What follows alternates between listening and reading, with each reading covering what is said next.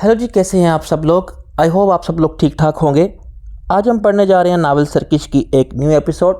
लेकिन उससे पहले अगर आप लोग मेरे चैनल पर नए हैं तो मेरे चैनल को कर लीजिए सब्सक्राइब और बेल आइकन को दबाना हरगिज़ मत भूलिएगा, ताकि मेरे हर आने वाली ऑडियो आपकी समाअतों तक पहुँच सके। बगैर देर किए नावल का करते हैं आगाज़। मसला ये है कि तुम हमारे पसंदीदा बल्कि मतलूबा आदमियों की लिस्ट में शामिल हो, वरना ये जब चाहो और जिस तरह चाहो वाली ज़ुबान इस्तेमाल करने की तो नौबत ही नहीं आती। वो तवील सांस लेकर बोला, अगर हम तुम पर मेहरबान ना होते न जाने अब तक तुम्हारा क्या हाल हो चुका होता। अपनी सी कोशिश तो कर चुके हो। अगर मेरा खुदा मुझ पर मेहरबान ना होता तो शायद इनमें से कोई कामयाब हो चुकी होती। मैंने कहा, इसका तकब्बुराना अंदाज़ मुझे बहुत बुरा लगता है। अगर वो शख्स मेरी रसाई तक होता तो मुझे उम्मीद थी कि मैं इसका तकब्बुर निकाल देता। वो अपना लहजा किसी रौनियत ज़दा बादशाह का सा बनाने की कोशिश करता था। अरे इसने हल्का सा कहका लगाया तो तुम समझते हो कि वो कोशिश तुम्हें ठिकाने लगाने के सिलसिले में थी। वो मेरे ख्याल में गोया बहुत महफूज हो रहा था। ये बचकाना ख्याल जहन से निकाल दो। चंदा, तुम्हें ठिकाने लगा देना हमारे लिए ऐसा ही है जैसे तार पर बैठी हुई किसी बक्खी को या किसी चिड़िया को उड़ा देना। तुम पर जो हमले हुए वो भी मेरी अहलियत और काबिलियत के छोटे मोटे इम्तिहान थे। इन्हीं के बाद तो तुम हमें ज़्यादा अजीज़ हो गए हो। इससे पहले हम फैसला नहीं कर पा रहे थे कि तुम्हें अहमियत दें या नहीं। बड़ी नवाजिश है तुम्हारी कि तुमने मुझे साया आतिफियत में ले लिया। मैंने जहरीले लहजे में कहा, मेरा वक्त खासा कीमती होता है और तुम हर बार फ़ोन पर बड़ी बूढ़ियों की तरह इधर उधर के किस्से छेड़ कर बैठ जाते हो। मेरा ख्याल है अब बात ख़त्म हो चुकी है, खुदा हाफिज़। बात तो अब शुरू होगी प्यारे। वो यकदम बदले बदले लहजे में बोला, अगर तुमने बॉक्स वापस ना किया तो एक ऐसी कहानी शुरू होगी जिसका अंजाम कम अज़ कम तुम्हारे लिए बड़ा अलमनाक होगा। बाज़ औक़ात मेरी समझ में नहीं आता कि तुम्हारी बातों का क्या जवाब दूँ। मैंने बेजारी से कहा, हम आमतौर पर सिर्फ वो वजूहात वो जवाबात सुनने के आदी हैं जो हमारे हक़ में जाते हों। वो बोला, तुमने वो कैसेट देखी है? हाँ, तुम लोगों की खबासत का वो सबूत मैंने बगौर देखा था। तन्हा और मजबूर बेबस इंसानों के साथ जो लोग ये सब कुछ करते हैं, इन्हें एक ना एक रोज़ इसका हिसाब देना पड़ता है। मैंने नफ़रत से कहा, तुमने ये नहीं पूछा कि इसके साथ ये सब कुछ क्यों हुआ? अक्सर खबीस अपनी खबासतों के कोई ना कोई जवाब घड़ लेते हैं। वो गोया मेरी बात सुने बगैर बोला। वो भी हमसे अक्सर इसी लहजे में बात करता था जिस तरह तुम करते हो। वो भी हमारी बात नहीं मानता था, और जब मानने पर तैयार हुआ इस वक्त बहुत ताख़ीर हो चुकी थी। इस वक्त हम अपने पसंदीदा और मतलूबा आदमियों की फहरिस्त से इसका नाम काट चुके थे। हमें इसकी ज़रूरत नहीं रही थी। मेरा नाम अपने पसंदीदा और मतलूबा आदमियों की फहरिस्त से कब काट रहे हो? मैंने पूछा। बहुत जल्द है तुम्हें किसी लर्ज़ाखेज़ इंजाम से दो चार होने की। वो चुपते हुए लहजे में बोला, असल में तुम इसलिए मुझसे ऐसे लहजे में बात करते रहते हो कि अभी तुम्हारे फरिश्तों को भी अंदाज़ा नहीं है कि तुम किससे मुखातिब हो। तुम्हें ज़रा भी इल्म नहीं है कि मैं जिन की नुमाइंदगी करता हूँ वो कौन है। तो फिर तुम बता दो ना, ताकि मैं थर थर काँपने लगूँ। मैंने मुलामत से कहा, बता देंगे। वो मुरब्बियाना अंदाज में बोला, ऐसी भी क्या जल्दी है? तुम्हारा नाम अपने पसंदीदा और मतलूबा आदमियों की फहरिस्त से काटने के मराहिल अभी दूर हैं, लेकिन तुम कोशिश भी करो और दुआ भी कि इन मराहिल तक ना पहुँचो, क्योंकि तुम बहुत कीमती इंसान हो। अगर तुम मुझसे क्या चाहते हो? मैंने संजीदगी से कहा, हम तुम्हें बिन मोल ख़रीदना चाहते हैं, इसलिए तुम पर इतनी मेहरबानियाँ करते हैं। हम चाहते हैं कि तुम हमारे काम आओ। इसी तरह तुम और भी कीमती आदमी बन जाओगे। बहुत अरूज मिलेगा तुम्हें। मेरे लिए इतना ही अरूज काफ़ी है जितना मुझे मिल चुका है। मैं कनात पसंद आदमी हूँ। अगर मुझे मज़ीद अरूज की ख्वाहिश भी होगी तब भी इसके लिए किसी की मदद नहीं चाहूँगा, ख़ुसूसन तुम जैसे लोगों की। खैर, ये सब कुछ तो वक्त आने पर देखा जाएगा, लेकिन इस वक्त तक तुम कनात पसंदी की बातें मत करो। आज के दौर में कनात पसंद तकरीबन नायाब हो गए हैं। अब तो दरवेश और साधु भी कनात पसंद नहीं रहे। हाँ, अगर तुम फैशन के तौर पर अपने आप को कनात पसंद कह रहे हो तो कोई हर्ज नहीं। करोड़पतियों में अपने आप को दरवेश, मजदूर और कनात पसंद वगैरह कहने का फ़ैशन है। जिस साल करोड़ों का मुनाफा होता है, इस साल भी अगर कोई पूछ ले कि कारोबार कैसा जा रहा है तो यही जवाब देते हैं कि बस दाल रोटी चल रही है। इस फैशन के मुताबिक तुम्हारी कनात पसंदी पर हमें कोई एतराज़ नहीं। तुम्हें एतराज़ हो भी तो मेरी सेहत पर इससे कोई फ़र्क नहीं पड़ेगा। वैसे तुम मुझे बता क्यों नहीं देते कि तुम कौन हो, रेड डॉट क्या है और मुझसे तुम क्या चाहते हो? मैंने इस उम्मीद पर कहा कि शायद इस बार वो खुल ही जाए। ये बातें इतनी आसानी से बताई जाने वाली तो नहीं हैं, और अब ये सब कुछ जानना तुम्हारे लिए इतना ज़रूरी भी नहीं कि रफ्ता रफ्ता सब कुछ जान ही जाओगे। वो बेपरवाही से बोला, लेकिन मुझ पर ही तुम्हारी नज़र इंतखाब क्यों है? इस शहर में, इस मुल्क में मुझसे कहीं बड़े बड़े सरमायादार पड़े थे। मैंने कहा, तुमसे किसने कहा कि हमें किसी सरमायादार की ज़रूरत है? वो गोया मेरी नासमझी पर कदरे हैरान होते हुए बोला, सरमाया तो तुम हमसे जितना चाहो ले लो। सेठों से हमें दिलचस्पी ज़रूर है, लेकिन वैसी नहीं जैसी तुमसे है। तुम सिर्फ सरमायादार ही नहीं और भी बहुत कुछ हो। तुम्हारे अंदर बेशुमार सलाहियतें ऐसी हैं जिनका अभी शायद तुम्हें खुद भी इल्म ना हो। हमारे लिए तुम सरमायादार नहीं बल्कि खुद एक सरमाया हो। हमने तुम्हें अपने रिज़र्व बैंक में डाला हुआ है। सेठों کا کیا ہے، سیٹ تو ہمارے لیے گاجر مولی کی طرح ہے، جس کو چاہتے ہیں اٹھا کر جیب میں ڈال لیتے ہیں۔ عزت افزائی کا بہت شکریہ اور خدا حافظ، میں نے کہا۔ باکس واپس کرنے کے بارے میں ضرور غور کرنا، اس نے ایک بار پھر تاکید کی۔ اس بار میں نے کوئی جواب ہی نہیں دیا اور سلسلہ منقطع کر دیا۔ اس شام میں گھر پہنچا تو ایک اور حیرت میری منتظر تھی۔ میں ڈرائیو وے میں گاڑی سے اترا تو کوٹھی کے سیکیورٹی انچارج طارق خان نے سر کھجاتے ہوئے قدر ندامت امیز انداز میں وہیں مجھے بتایا، سر آپ کے بیڈ روم سمیت چند کمروں میں آپ کو کچھ لوگ بڑھ نظر آئیں گے۔ یہ مت سمجھیے گا کہ میری سستی کی وجہ سے ہوا ہے، میں نے اس شخص کو گھر میں داخل ہوتے دیکھ لیا تھا، لیکن میں دیکھنا چاہتا تھا کہ اسے کس چیز کی تلاش تھی۔ وہ گھر میں داخل کس طرف سے ہوا تھا؟ میں نے اس کی بات کاٹتے ہوئے پوچھا۔ عقبی لان کی دیوار پھاند کر، طارق خان نے جواب دیا، اور اس کا خیال غالباً یہی تھا کہ اسے کسی نے دیکھا نہیں ہے، لیکن میں نے اسے دیکھ لیا تھا۔ طارق خان کی ڈیوٹی زیادہ تر دن میں ہی ہوتی تھی اور وہ عمرو گیسٹ ہاؤس میں ہی رہتا تھا، لیکن کبھی کبھار کسی آسیب کی طرح نہایت غیر محسوس انداز میں اصل عمارت کا چکر لگا لیتا تھا، یعنی کسی کو کم ہی نظر آتا تھا۔ وہ کہیں بھی اور کبھی بھی کسی کے سامنے اچانک نمودار ہو سکتا تھا۔ کوٹھی کی چار دیواری کافی اونچی تھی اور اس کے اوپر بھی ایک باریک متوازی تارت بچھی ہوئی تھی، جو دیوار کے اوپر چڑھنے والے کے بعد غور سے دیکھنے پر ہی نظر آ سکتی تھی۔ رات کے 12 بجے کے بعد صبح کی سپیدی نمودار ہونے تک ان برہنہ تاروں میں کرنٹ دوڑتا تھا، جو تاریں دیوار پر باڑ کی طرح لگائی جاتی ہیں۔ میرے خیال میں اس کو کوئی خاص فائدہ نہیں تھا۔ دیواریں پھاند کر گھروں میں آنے والے انہیں دور سے ہی دیکھ کر ان کا کوئی بندوبست کر لیتے ہیں اور انہیں کتنے ہی وولٹ کرنٹ دوڑ رہا ہو، لیکن طارق خان ایک ایسا شخص کا ذکر کر رہا تھا۔ وہ دن میں کسی وقت دیوار پر چڑھا اور ہماری چار دیواری کی تاروں میں کرنٹ نہیں ہوتا تھا۔ اس کی ضرورت محسوس نہیں کی گئی تھی۔ چلیے دیکھتے ہیں کون سا آدمی تھا۔ وہ کوئی نقاب وغیرہ چڑھائی ہوئی تھی، اس نے اپنے لہجے کی بےتابی چھپانے کی کوشش کرتے ہوئے کہا۔ سر نقاب وغیرہ کہاں، وہ تو وہی بندر نما شخص تھا جو وہاں سے گر گیا تھا، جس کے بارے میں آپ نے حکم دے رکھا تھا کہ اسے پکڑنے کی کوشش کی جائے۔ میں نے اسی لیے اسے دیکھتا رہا، دیکھ کر نہ تو تاروں میں کرنٹ آن کیا اور نہ ہی اس میں چاہتا تھا کہ وہ زندہ ہی ہاتھ آ جائے، زخمی بھی نہ ہو۔ اس کے اندازہ سے میں سمجھ گیا تھا کہ وہ کس چیز کی تلاش میں ہے۔ میں نے اسے گھیرنے کے لیے 2-3 کمروں کی تلاشی میں لیا، وہ میری سانس لے کر وہ وہیں رہ گیا۔ اس مردود اینن نے مجھے کہیں کا نہیں رہنے دیا۔ وہ واقعی میرے لیے درد سر بنتا جا رہا تھا۔ طارق خان بات جاری رکھتے ہوئے بولا، پھر وہ اوپر کس کی تلاش میں چلا گیا؟ میرا اسے وہیں گھیرنے کا ارادہ تھا، کیونکہ وہ بھاگنے کا دروازے کے سوا کوئی راستہ نہیں تھا۔ کھڑکی کی بلندی کم از کم 20 فٹ ہے، اس سے چھلانگ لگانے کا تو وہ سوچ ہی نہیں سکتا، اس لیے میں نے اسے شمار نہیں کیا۔ وہ اسی سے کود کر بھاگ گیا ہوگا، میں نے اس کی بات کاٹتے ہوئے کہا۔ طارق خان نے ندامت امیز انداز میں اس بات سے سر ہلایا۔ اس وقت بیٹھ کے نیچے سے نکل رہا تھا جب میں نے کمرے کے اوپر ہو کر اپنے عقب میں دروازہ بند کر لیا۔ اس نے دھیمی سی آواز میں دیکھا۔ میں نے گن دکھاتے ہوئے اسے سیدھا کھڑا ہونے کے لیے کہا۔ اس وقت تک وہ غالباً کمرے کی اچھی طرح تلاشی لے چکا تھا، ایک لمحے بھی توقف نہیں کیا۔ کوئی بات نہیں، میں تو اس کی شکل بھی صحیح طور پر نہیں دیکھ سکا، اور اس طرح وہ بالکل اسی طرح کھڑکی سے باہر نکل گیا۔ وہ زندہ اڑتا ہوا کمرے سے باہر چلا گیا ہوگا۔ کسی انسان کی طرح جست لگانے کی توقع نہیں کی جا سکتی۔ میرا خیال تھا کہ وہ ایک بندر تھا۔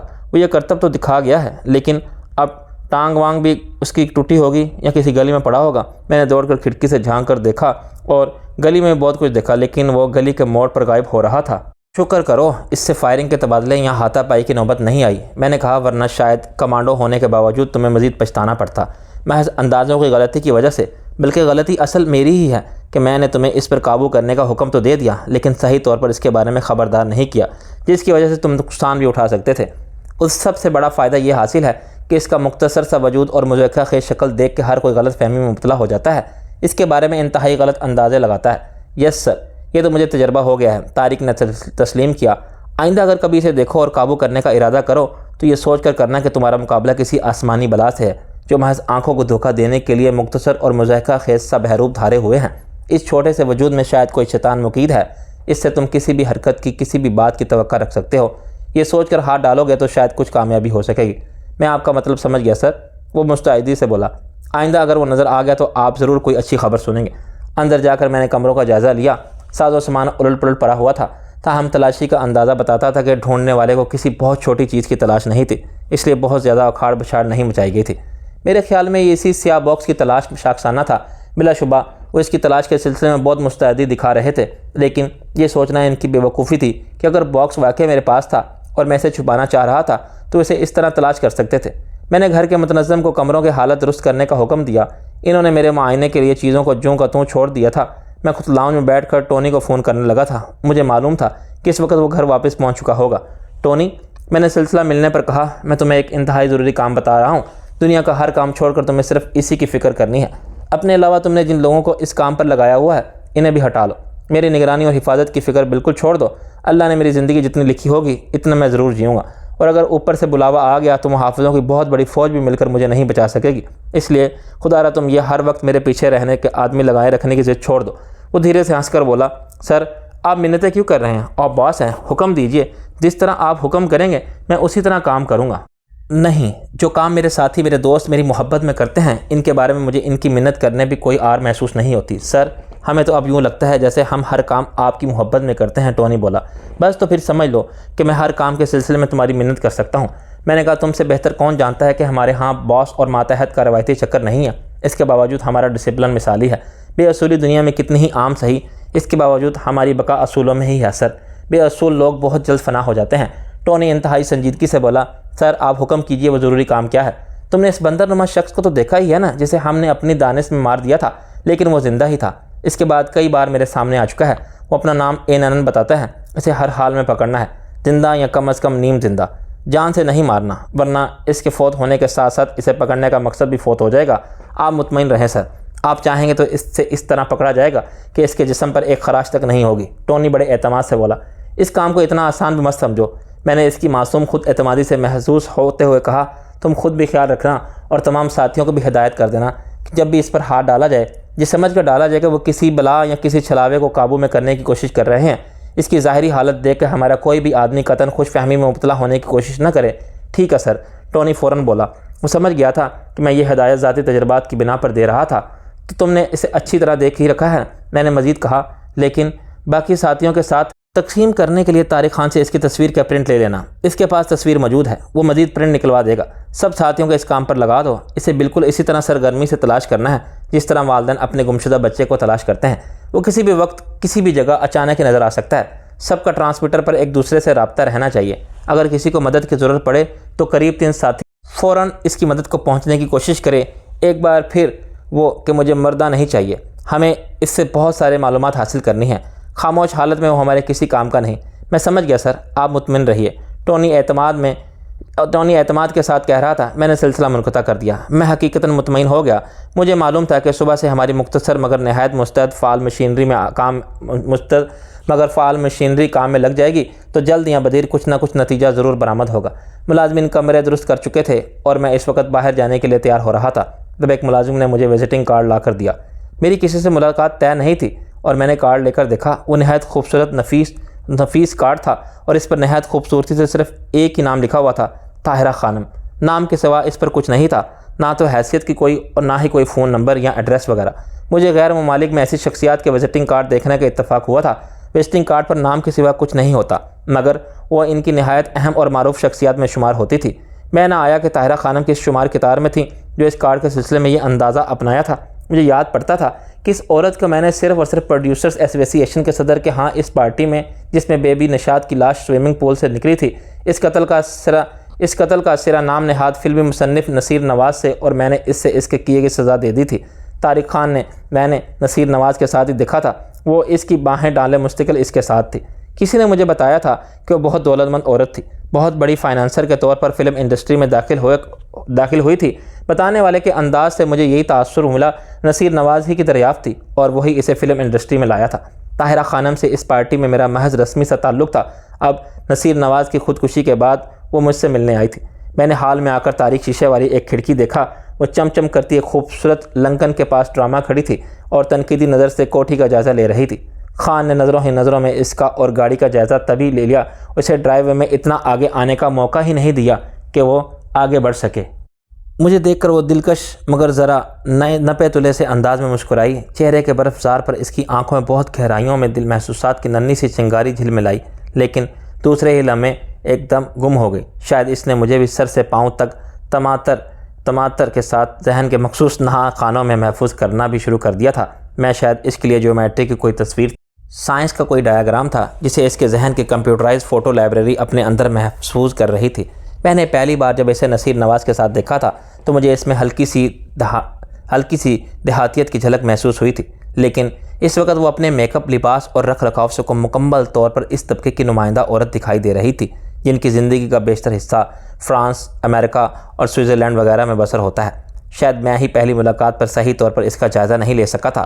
اس کی وجہ شاید یہ رہی ہو کہ اس وقت میرے ساتھ شعلہ بردوش ستارہ تھی جو بہت خاص موڈ میں تھی۔ وہ مجھے کسی اور طرف متوجہ ہونے کی مہلت ہی نہیں دے رہی تھی۔ معاف کیجیے گا طاہرہ خانم، میں نے انتہائی شائستگی سے کہا۔ خواتین کو اور خصوصاً خوبصورت خواتین کو انتظار کرانا انتہائی بدذوق کی دلیل ہے، لیکن مجھے مجبوراً چند منٹ آپ کو انتظار کی زحمت دینا پڑی۔ دراصل میں اس حالت میں نہیں تھا کہ آپ کی آمد کی خوشخبری سن کر فوراً آپ کے سامنے آ سکتا، ورنہ شاید میں خود باہر آ کر آپ کو ریسیو کرتا۔ اس کے چہرے کا برف زار دھیرے دھیرے تھوڑا سا پگھلا اور مسکراہٹ کی کرن جھلملائی۔ اسی دھیمی سی مسکراہٹ کے ساتھ وہ پلک جھپکائے بغیر میری طرف دیکھتے ہوئے نہایت مترنم آواز میں بولی، ہو سکتا ہے میرا شمار ان لوگوں میں ہو جو آپ کو کبھی بھی کسی بھی حالت میں دیکھ کر خوش ہوتے ہوں۔ اس کے الفاظ سے زیادہ معافی اس کے لہجے میں پوشیدہ تھے۔ میں نے بے ساختہ کہا، نزاع کی حالت میں دیکھ کر بھی بس شگونی کی باتیں مت کیجیے۔ وہ یکدم سنجیدہ ہوتے ہوئے بولی، یہ ہماری پہلی ملاقات ہے۔ اوہ ہو، آئی ایم سوری، ایسے ہی ذرا زبان پھسل گئی تھی۔ میں نے جلدی سے کہا، لیکن کیا واقعی مجھے عالم نزاع میں دیکھنا آپ کے لیے خوشی کی بات نہیں ہوگی؟ میں نے تو ابھی آپ کو زندگی کے عالم میں صحیح طور پر نہیں دیکھا، آپ نزاع کی باتیں کرنے لگے ہیں۔ میری معلومات اور میرے قیافے کے مطابق تو آپ اتنے کنوتیت پسند نہیں ہیں۔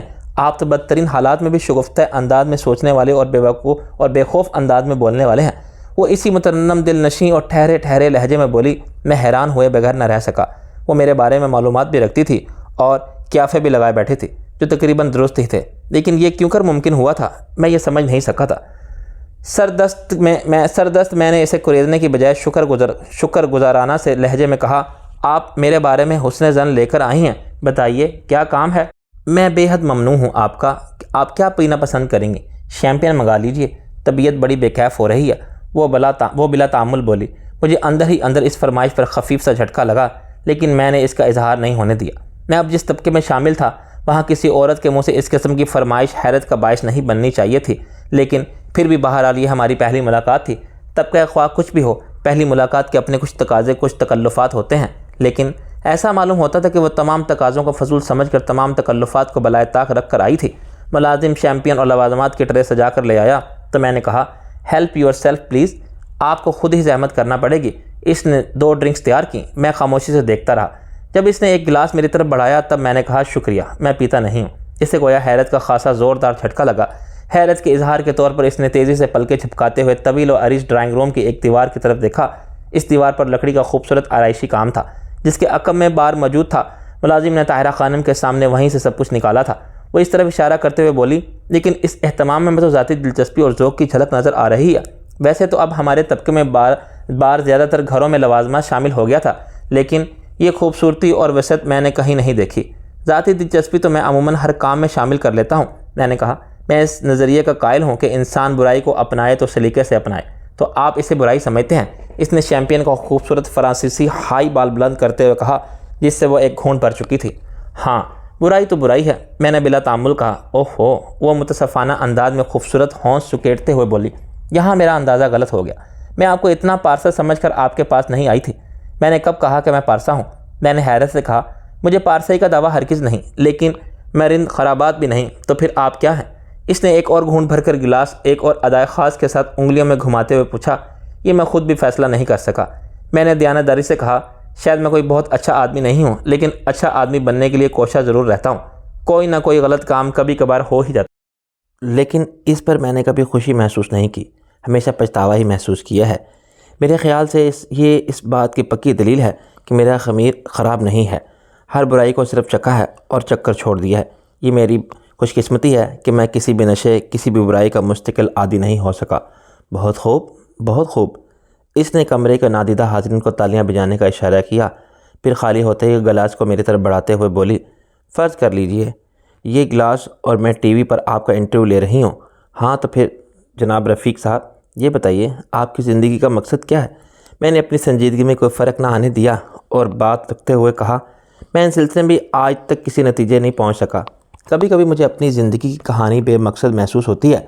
ایسا محسوس ہوتا ہے کہ ہمارے ہاں 99% لوگ میری طرح زندگی بے مقصد سے محروم رہے ہیں، اور دوسرے لوگوں کی طرح میرا معاملہ بھی یہی رہے گا کہ ادھر ادھر بھٹکتے، کاروبار کیا، روپیہ کمایا، کچھ اچھا کچھ برا، الجھے اور بالآخر مر گئے۔ یہ کوئی زندگی نہیں۔ ایسا تو ہوا، مجھے اس پر افسوس ہوگا، لیکن کبھی کئی غیبی مدد مجھے اطمینان دلاتی ہے کہ ایسا نہیں ہوگا۔ میرا دل کہتا ہے کہ مقدر کوئی بڑا کام لکھا ہے، قدرت مجھ سے کوئی بہت بڑا کام لینا چاہتی ہے، اس لیے وہ اتنی تیزی سے مجھے اوپر لا رہی ہے۔ میں تو بہت ہی حقیر اور بے وسیلہ سا انسان ہوں۔ 2 وقت کی روٹی کمانے کے لیے لالے پڑے رہتے تھے۔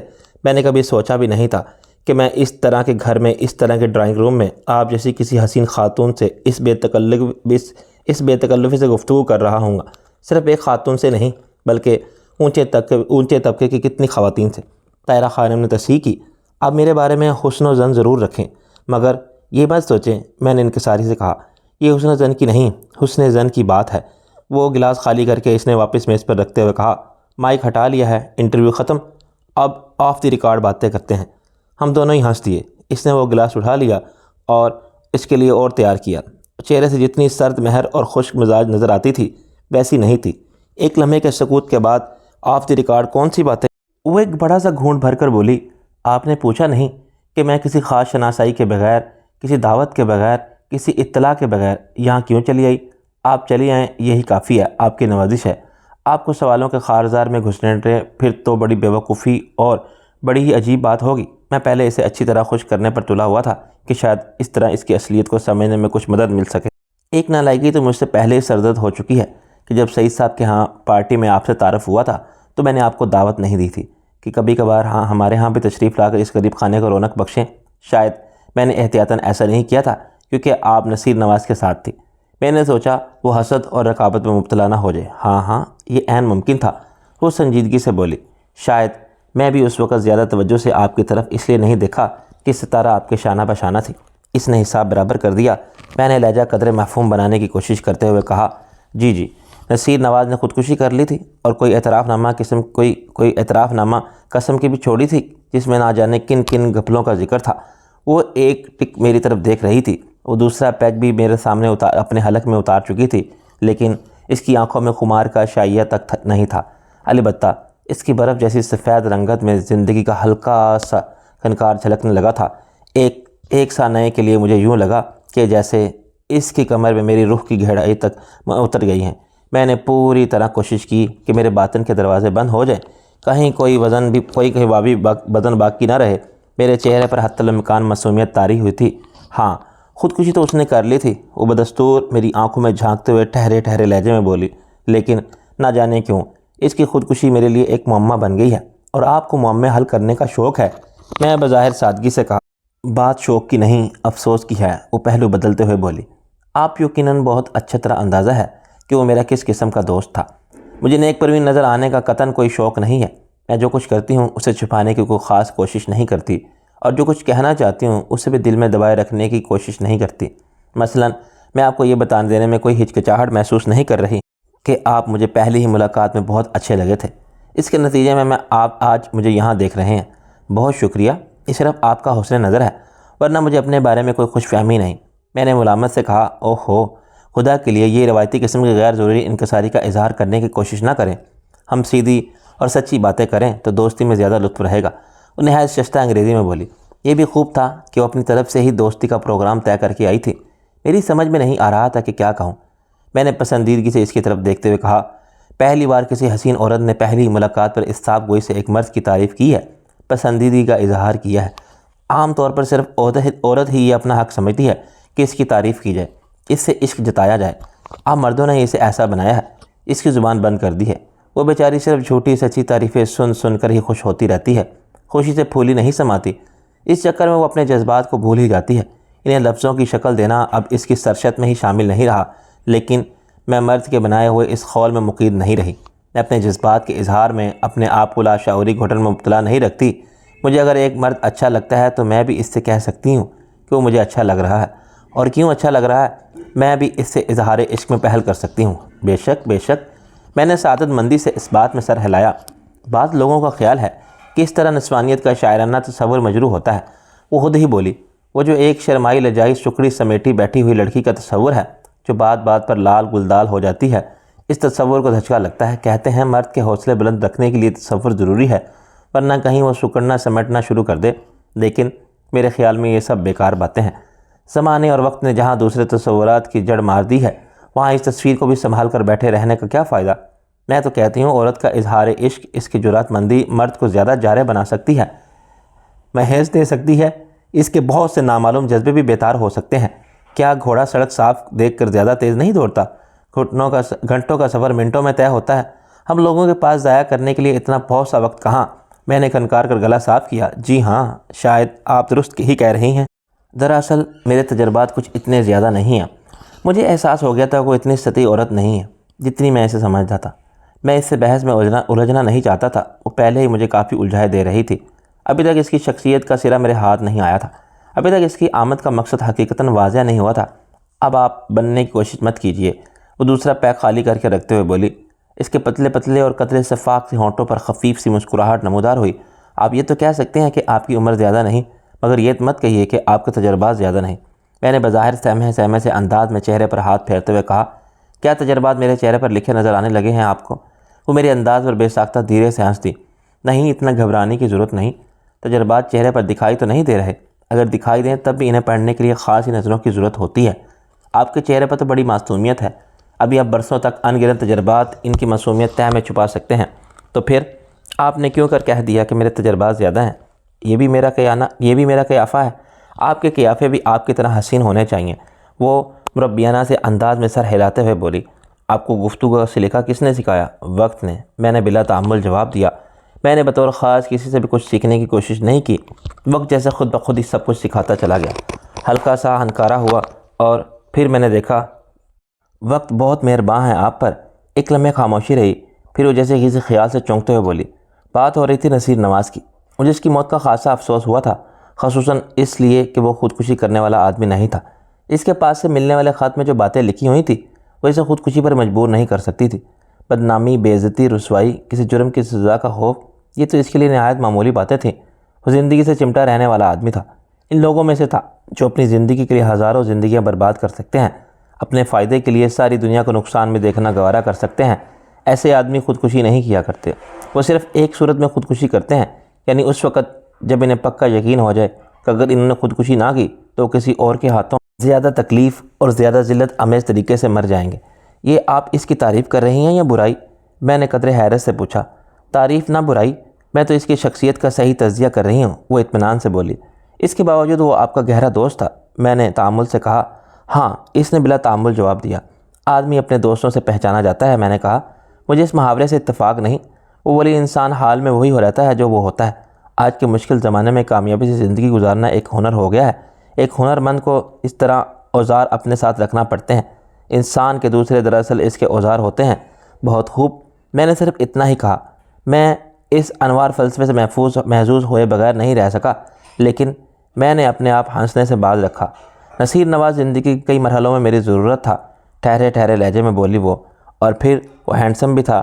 ہینڈسم میری کمزوری ہے، لیکن ہر ہینڈسم مرد نہیں، مائنڈ اٹ۔ اوہو، میں ہونٹ سکیڑ کر رہ گیا۔ وہ خفیف سی مسکراہٹ کے ساتھ میری طرف دیکھ رہی تھی، بات کرتے وقت وہ پلکیں کم چپکاتی تھی۔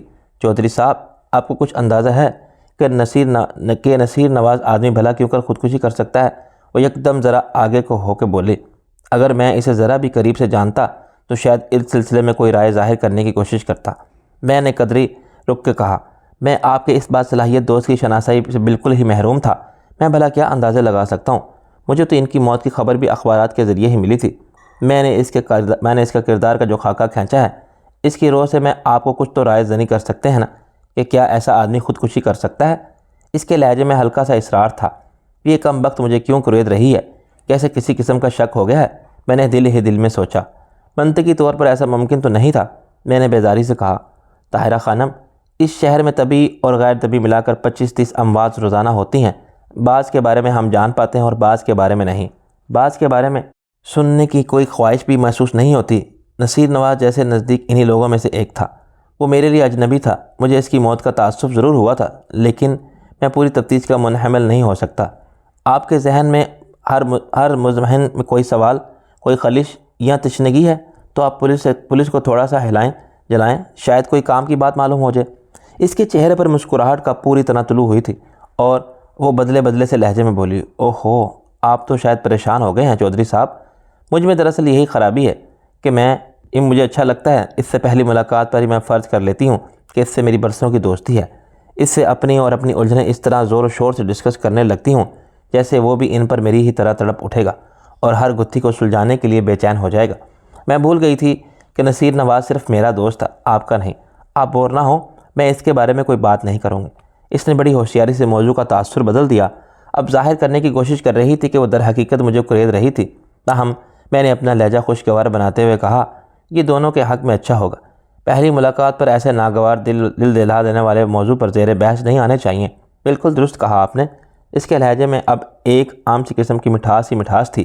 ویسے بھی مجھے اندازہ تھا کہ وہ نہ ایک روز نصیر نواز کسی افسوسناک انجام سے دو چار ہو ہی جائے گا۔ اس میں ایک بڑی خرابی یہ بھی تھی کہ اپنی ہر طرح کی خواہشات کی تکمیل کے سلسلے میں وہ نتائج کی بالکل پرواہ نہیں کرتا تھا۔ جو کرنا ہوتا تھا بس کر گزرتا تھا۔ یہ نہیں سوچتا تھا کہ بظاہر ہونے والی نظر آنے والی چیز گلے بھی پڑ سکتی ہے۔ میں نے شیمپین کی بوتل اور سوڈے کے سائفن وغیرہ کی طرف ارادہ کرتے ہوئے کہا، اور لیجیے نا، آپ رک کیوں گئیں؟ بس۔ وہ ہاتھ اٹھاتے ہوئے بولی، طبیعت کی بے کیفی دور کرنے کے لیے اتنی ہی کافی ہے۔ پھر وہ کھنکتی سی آواز میں دھیمی سی ہنسی اور اس کے ساتھ بولی، آپ بھی عجیب آدمی ہیں، خود پیتے نہیں، دوسروں سے فرمائش کرتے ہیں کہ اور پئیں۔ شاید آپ دوسروں کو پیتے دیکھ کر محظوظ ہوتے ہیں۔ میرے ہاں ہر ذوق کے لوگ آتے ہیں، کاروبار کے سلسلے میں، اور غیر ملکی پارٹیاں بھی آتی رہتی ہیں۔ ہوٹلوں کے علاوہ کبھی کبھار ان کا یہاں بھی قیام و طعام یا کوئی چھوٹی موٹی تقریب ہو جاتی ہے۔ میں ان سب پر اپنے نظریات و انکار کا تو نہیں ٹھونس سکتا، اور ابھی میں خود کو اس قابل نہیں سمجھتا کہ ایسی کوئی بات کر سکوں۔ اس لیے میں وعظ و نصیحت نہیں کرتا۔ اگر کبھی میرے اعمال اس قابل ہو گئے تو پھر شاید یہ جرات کیوں؟ فی الحال تو میں واقعی لوگوں کو کھاتے پیتے دیکھ کر خوش ہوتا ہوں، محظوظ ہوتا ہوں۔ اچھا چلیے ان باتوں کو چھوڑیے۔ میرے خیال ہے کہ ایک مختصر سی ملاقات میں ہم ایک دوسرے کو بہت بہتر طور پر جان گئے ہیں۔ وہ یکدم جیسے سارے مسائل کو بالائے طاق رکھتے ہوئے بولی، اب ذرا کچھ تفریح کی باتیں کرتے ہیں۔ انٹرکان میں آج رات کے زبردست ڈانسر کا شو ہے۔ ہفتے میں 3 دن شو ہوتا ہے۔ مرد ٹوٹے پڑ رہے ہیں، ٹکٹ بلیک میں بکتے ہیں۔ ایسی کیا خاص بات ہے اس میں نے سادگی سے پوچھا۔ وہ ایک آنکھ کو خفیف سا دباتے ہوئے ہلکی سی مسکراہٹ کے ساتھ بولی، تم مرد ہو، یہ تو تمہیں بہتر طور پر معلوم ہونا چاہیے۔ سنا ہے یورپ اور بیروت وغیرہ کے بڑے کامیاب دورے کر کے آئی ہیں۔ اس قسم کے ڈانس شوز میں کبھی کبھار اتفاقاً ہی جانا ہوا تھا، بطور خاص ارادہ کر کے میں کبھی نہیں گیا۔ میں نے کہا، لیکن اس میں تو چلنا پڑے گا، میرے پاس 2 عدد VIP ٹکٹ ہے۔ مجھے امید ہے آپ بور نہیں ہوں گے۔ اس کے لہجے میں اصرار تھا۔ میں حیران ہوئے بغیر نہ سکا۔ مرد تو عورتوں کو اس قسم کی دعوتیں دیتے ہیں، لیکن کسی عورت کے منہ سے مرد کے لیے اس طرح کی دعوت مجھے پہلی بار ہوا تھا۔ مجھے پہلی بار ایسا لگا۔ اس قسم کے ڈانس شوز میں نے ان مردوں کے ساتھ ان کی بیویاں یا دوست عورتوں کو دیکھا تھا۔ انہیں کافی بدمزہ ہی پایا جاتا تھا، کیونکہ ان کے ساتھی مردوں کا تمام تر توجہ ڈانسر کی ہوش شربا حرکات پر ہوتی تھی۔ بعض کے منہ سے تو صرف رال بہنے کی کسر ہوتی تھی۔ ظاہر ہے ساتھی عورتوں کے لیے یہ کوئی قابل رشک صورتحال نہیں ہوتی تھی، لیکن طاہرہ خانم یقیناً ایک مختلف عورت تھی، یا پھر دوستی میں گرم جوشی لانے کے لیے اس کا طریقہ کار مختلف تھا۔ مجھے ایک لمحے کے لیے خاموش دیکھ کر وہ بولی، ویسے بھی میں دیکھ رہی ہوں کہ آپ شاید کہیں باہر ہی جانے کے لیے تیار ہو کر آئے تھے۔ جی ہاں، اس لیے تو میں ڈانس شو کے بارے میں معذرت چاہوں گا۔ میں ایک اور ہوٹل میں باہر کی پارٹی سے کاروباری ملاقات طے ہے، میں نے حقیقتاً معذرت خانہ لہجے میں کہا۔ وہ قدرے مایوسی سے بولی، چودھری صاحب، میرے قیافے عام طور پر غلط ثابت نہیں ہوتے، لیکن آپ کے بارے میں تو میرا علم قیافہ کچھ غلط ثابت ہوتا جا رہا ہے۔ میرا خیال تھا کہ آپ